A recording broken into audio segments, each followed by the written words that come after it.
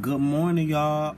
Um, I just finally got the wave of DJ Envy storming out of the Breakfast Club and calling out. I don't even know these guys' name. I think their names are um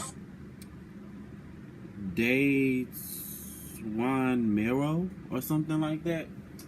Anyways, so I guess Envy had walked out of the Breakfast Club and he was calling them out. He was very upset, and as to where I totally understand how he could be upset about that.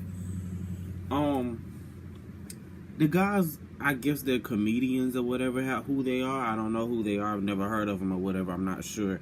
But it seems like, and the guys apologized and they were like, "I'm sorry. Like, you really took that as disrespect."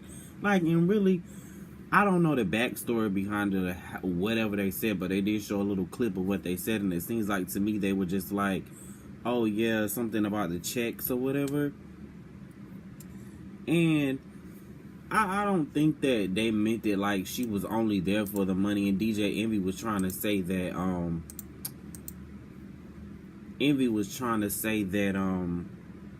they were disrespecting him, his kids or whatever, and maybe they were if you look at it in a logical sense, or up front.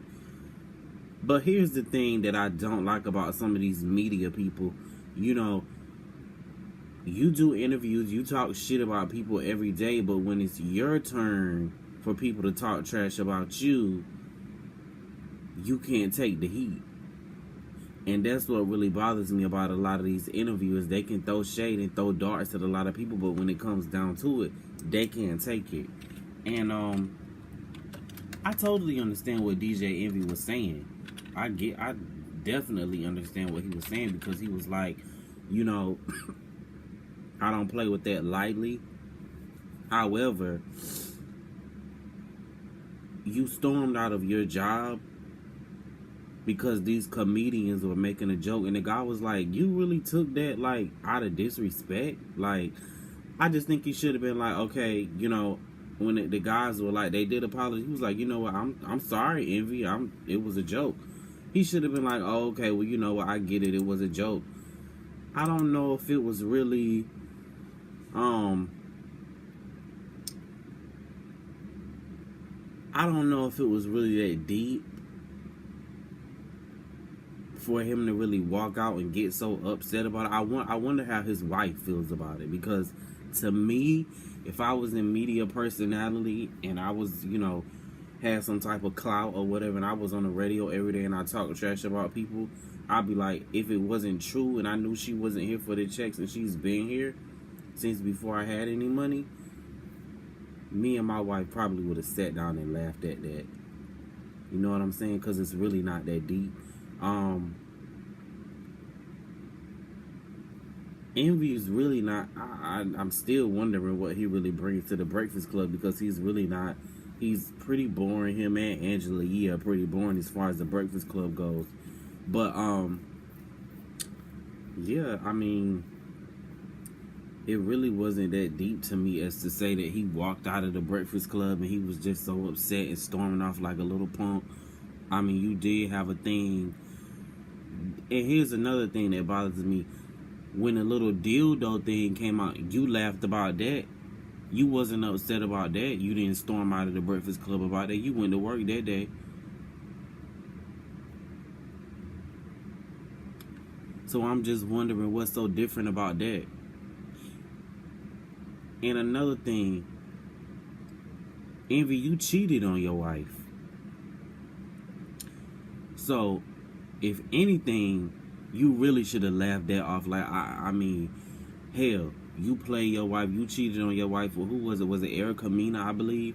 So, I don't think your wife is here for the money. Y'all really should have just chuckled and sat down and laughed at that.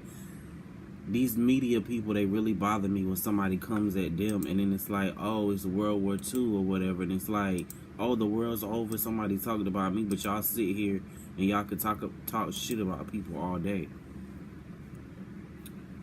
I don't know. I'm just saying, Envy's cool or whatever. He's cool for what it is, but to the point as to where you want to walk out over something like that, I don't know. Maybe he was having a bad day or something like that. I'm not sure. But yeah, that's what happened. He basically,